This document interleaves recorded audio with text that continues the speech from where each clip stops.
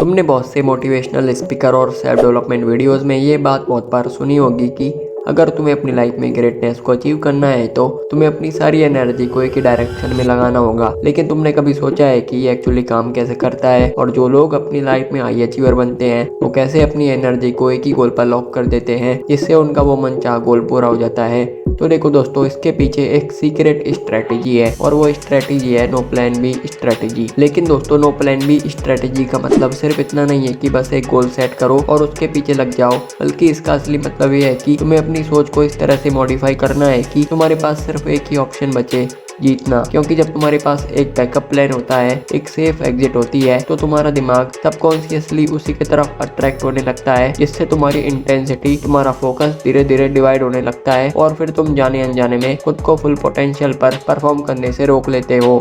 लेकिन अब तुम्हारे मन में 100% ये सवाल जरूर आ रहा होगा कि अगर ऐसा है तो लोग प्लान बी क्यों बनाते हैं। तो देखो दोस्तों, लोग प्लान बी इसलिए बनाते हैं क्योंकि उनके अंदर फेलियर का डर होता है, और ये एक नेचुरल ह्यूमन इंस्टिक्ट है जो हमें रिस्क से बचने के लिए फोर्स करती है। क्योंकि जब भी कोई इंसान कोई बड़ा गोल सेट करता है तो उसके दिमाग में एक सवाल जरूर आता है, अगर ये फेल हो गया तो क्या। और इसी सवाल की वजह से उनके दिमाग में एक सेफ्टी नेट क्रिएट होने लगता है, जिससे वो आखिरकार में प्लान बी बना ही लेते हैं। और कई बार तो लोग अपने कंफर्ट जोन, रिजेक्शन और अपनी अपब्रिंगिंग और कंडीशनिंग की वजह से भी एक प्लान बी बनाने के लिए मजबूर हो जाते हैं। और वैसे भी देखा जाए तो प्लान बी बनाने का सबसे मेन रीजन हमारी अपब्रिंगिंग और कंडीशनिंग ही है। क्योंकि हमें बचपन से पेरेंट और टीचर्स के द्वारा हमें ये सिखाया जाता है कि एक बैकअप प्लान रखो वरना फ्यूचर में कोई दिक्कत हो सकती है। और फिर इसी बैकअप प्लान की वजह से फ्यूचर का तो पता नहीं, लेकिन प्रेजेंट में अपने गोल पर फोकस करने में बहुत दिक्कत होती है।